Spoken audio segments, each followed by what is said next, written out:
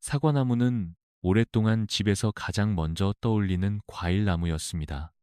마당이 있든 작은 텃밭이 있든 언젠가 한 그루쯤은 심어보고 싶다고 생각하는 분도 많습니다. 열매가 익는 모습이 아름답고 익숙하고 가족의 정원이라는 이미지와도 잘 어울리기 때문입니다. 그런데 막상 직접 길러본 분들 가운데는 시간이 지날수록 마음이 무거워졌다고 말하는 경우도 적지 않습니다. 처음에는 단지 정성의 문제라고 여깁니다. 내가 물을 덜 줬나, 가지를 늦게 쳤나, 자리를 잘못 골랐나 하고 스스로를 돌아보게 됩니다. 하지만 시간이 지나도 비슷한 고민이 반복되면 그때 비로소 깨닫게 됩니다.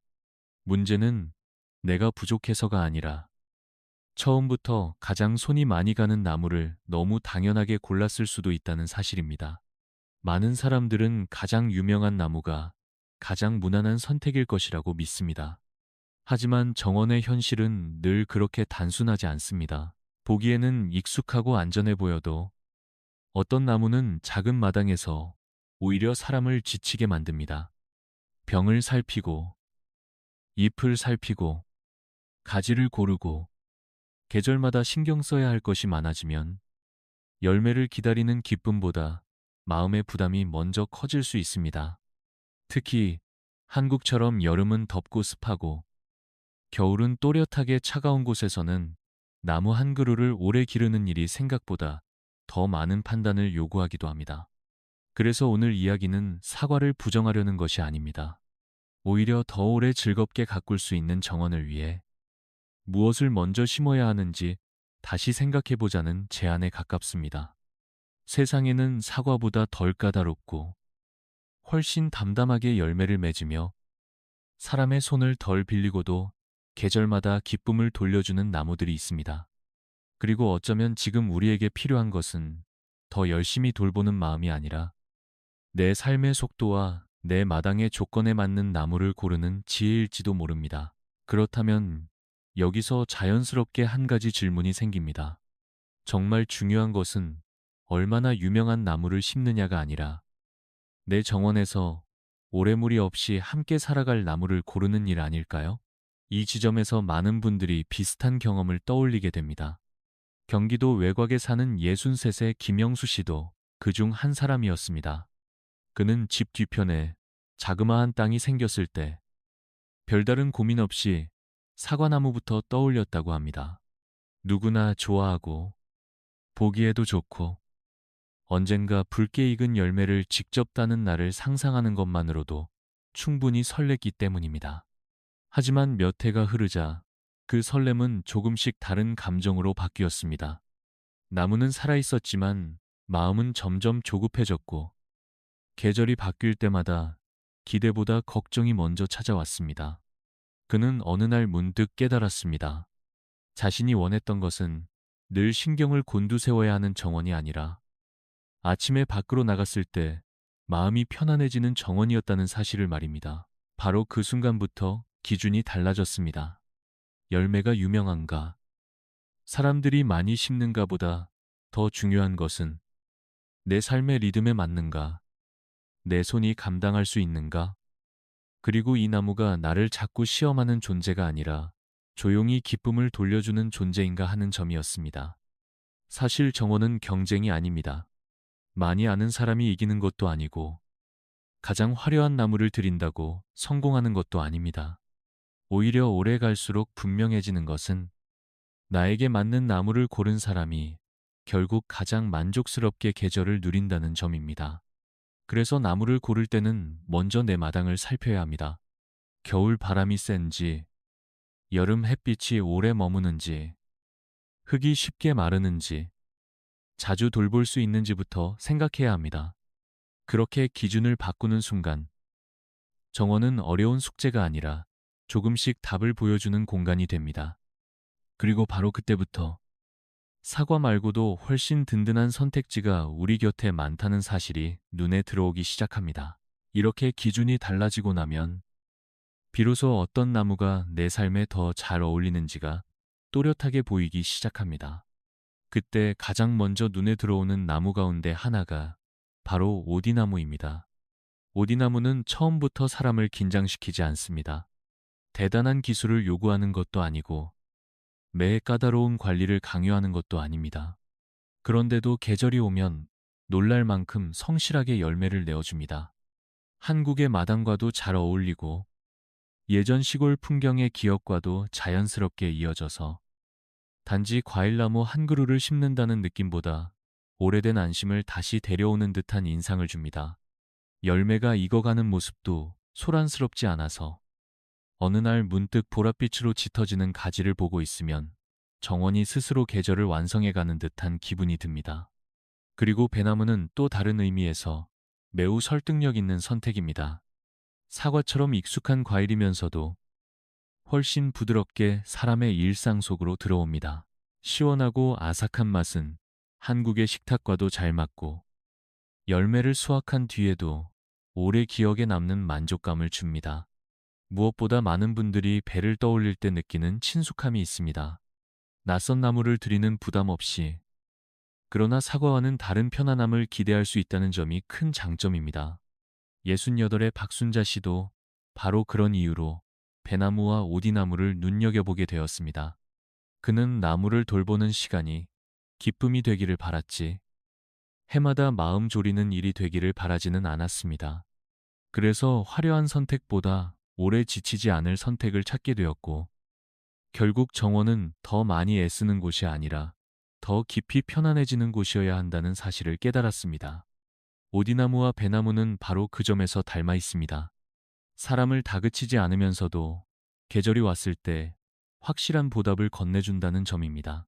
그리고 이런 나무들을 바라보고 있으면 결국 좋은 정원은 대단한 나무 몇 그루로 완성되는 것이 아니라 내 손과 마음이 오래 감당할 수 있는 선택들이 차곡차곡 쌓여 만들어진다는 사실을 자연스럽게 받아들이게 됩니다. 그렇게 정원이 주는 편안함을 조금씩 알아가다 보면 사람의 마음은 자연스럽게 또 다른 바람으로 이어집니다. 손이 덜 가는 것만으로는 충분하지 않고 너무 오래 기다리지 않아도 기쁨을 느낄 수 있는 나무가 있다면 더없이 반갑겠다는 생각입니다. 바로 이 지점에서 무화과나무와 대추나무는 아주 매력적인 선택으로 다가옵니다. 무화과나무는 열매를 처음 마주하는 순간부터 사람의 기대를 부드럽게 끌어올리는 힘이 있습니다. 잘 익은 열매 하나에는 햇빛을 오래 머금은 듯한 달콤함이 있고, 정원 한쪽에 무화과가 익어간다는 사실만으로도 계절의 표정이 한층 풍성해집니다. 무엇보다 무화과는 사람에게 지나치게 많은 것을 요구하지 않으면서도 생각보다 이른 시기에 수확의 기쁨을 안겨줄 수 있다는 점에서 큰 위로가 됩니다. 반면 대추나무는 무화과와는 다른 방식으로 마음을 놓이게 합니다. 화려하게 앞서 나서는 나무는 아니지만 더위와 건조함을 묵묵히 견디고 자리를 잡은 뒤에는 해마다 안정된 인상을 보여줍니다. 그래서 대추나무를 보고 있으면 성급한 보상보다 오래가는 든든함이 무엇인지 떠올리게 됩니다. 61살의 이민호 씨도 처음에는 남들에게 보기 좋은 정원을 꿈꿨지만 시간이 지나면서 생각이 달라졌습니다. 좁지 않은 공간도 아니었고, 그렇다고 하루 종일 정원만 돌볼 여유가 있는 삶도 아니었기 때문입니다. 그가 원한 것은 자랑할 만한 나무보다 함께 살아가기 쉬운 나무였습니다. 무화과는 그런 그에게 빠른 기쁨을 보여주었고, 대추는 오래 믿고 둘 수 있는 나무가 주는 안정감을 느끼게 했습니다. 결국 정원에서 진짜 중요한 것은 얼마나 특별해 보이느냐가 아니라 계절이 바뀌어도 사람의 마음을 지나치게 흔들지 않는가 하는 점일지도 모릅니다. 그래서 무화과와 대추를 함께 떠올리고 있으면 정원은 더 이상 성과를 확인하는 장소가 아니라 서두르지 않아도 조금씩 풍요로워질 수 있다는 사실을 보여주는 공간으로 바뀌기 시작합니다. 이렇게 눈에 익은 나무들로 정원의 중심이 조금씩 잡히고 나면 사람의 마음 한편에서는 조용한 호기심도 함께 자라기 시작합니다. 꼭 모두가 아는 나무가 아니어도 내 정원만의 분위기를 만들어줄 수 있는 특별한 열매나무는 없을까 하는 생각입니다. 바로 그럴 때 마르멜로와 엘더베리, 그리고 포포나무나 메들라 같은 조금은 낯선 나무들이 새로운 가능성으로 다가옵니다. 이런 나무들의 매력은 단지 드물다는 데 있지 않습니다. 오히려 흔하지 않기 때문에 더 깊이 기억에 남고 정원을 바라보는 시간 자체를 조금 더 풍성하게 바꾸어 준다는 점에 있습니다. 마르멜로는 생과로 바로 먹는 과일이라기보다 향과 존재감으로 먼저 사람을 사로잡습니다. 익은 열매를 손에 들고 있으면 과장되지 않은 깊은 향이 천천히 퍼지는데 그 향만으로도 정원에 특별한 계절이 왔다는 사실을 느끼게 됩니다. 엘더베리는 또 다른 결을 가집니다. 크고 화려하게 자신을 드러내기보다 조용히 익어가며 실용적인 기쁨을 남기는 쪽에 가깝습니다. 손이 아주 많이 가지 않으면서도 나중에 시럽이나 저장용 재료로 떠올릴 수 있다는 점에서 살림의 감각과도 자연스럽게 이어집니다. 포포나무는 조금 더 비밀스러운 즐거움을 줍니다. 시장에서 쉽게 만날 수 없는 열매이기 때문에 제대로 익은 열매를 내 손으로 맛본다는 것 자체가 정원을 가진 사람만 누릴 수 있는 작은 특권처럼 느껴집니다. 메들라는 더욱 느린 방식으로 사람을 끌어당깁니다. 바로 먹기보다 시간을 들여 기다려야 하고 그 기다림 끝에 비로소 진한 매력을 보여준다는 점에서 성급하지 않은 사람의 정원과 잘 어울립니다. 72살의 정숙 씨는 바로 이런 나무들을 좋아했습니다. 누구나 알아보는 나무보다 오래 바라볼수록 이야기가 생기는 나무를 더 아꼈기 때문입니다. 그에게 정원은 단순히 열매를 따는 곳이 아니라 계절과 기억이 천천히 쌓이는 장소였습니다. 그래서 이런 조금은 낯선 나무들을 곁에 두고 있으면 정원은 남들과 비슷한 공간이 아니라 내 삶의 결이 스며든 장소로 바뀌게 됩니다. 그리고 바로 그 변화가 오래 가꾸고 싶은 정원의 깊이를 조금씩 만들어줍니다. 그렇게 조금 낯선 나무들까지 정원 안으로 들어오고 나면 결국 마음은 다시 가장 오래 남는 자리로 돌아가게 됩니다. 사람에게 깊은 위로를 주는 나무는 대개 아주 화려하거나 놀라운 나무가 아니라 오래전부터 곁에 있었던 것 같은 익숙한 나무이기 때문입니다. 그래서 마지막으로 시선을 두게 되는 것은 감나무와 다시 한번 오디나무 같은 기억과 안정을 함께 품은 나무들입니다. 감나무는 한국의 계절과 너무도 자연스럽게 어울립니다. 여름 내내 묵묵히 잎을 키우다가 가을이 깊어질 무렵 조용히 색을 바꾸고 어느 순간 가지 끝마다 단단한 열매가 빛을 머금고 매달려 있는 모습을 보고 있으면 그 자체만으로도 한 해가 차분히 익어가고 있다는 느낌을 줍니다. 감나무의 좋은 점은 단지 열매를 얻는 데 있지 않습니다. 계절이 지나가는 속도를 눈으로 확인하게 하고 정원 전체에 안정된 중심을 만들어준다는 데 있습니다. 오디나무 역시 비슷한 방식으로 사람을 안심시킵니다. 이미 한번 이야기했지만 오디나무는 자꾸 손을 타게 만드는 나무가 아니라 시간이 흐를수록 믿음이 쌓이는 나무에 가깝습니다. 그래서 이 두 나무를 함께 떠올리면 정원은 단순히 수확을 얻는 장소를 넘어 삶의 리듬을 되찾는 공간처럼 느껴집니다. 65살의 최성호 씨도 그런 변화를 천천히 받아들인 사람이었습니다. 그는 처음에는 이름난 과일나무를 이것저것 들여놓아야 정원이 풍성해질 것이라고 생각했습니다. 하지만 해가 갈수록 생각은 달라졌습니다. 정말 오래 남는 것은 남들이 좋다고 말하는 나무가 아니라 자기 땅의 바람과 햇빛, 그리고 자기 몸의 리듬과 잘 맞는 나무라는 사실을 깨달았기 때문입니다. 감나무와 오디나무는 그에게 바로 그런 존재가 되었습니다.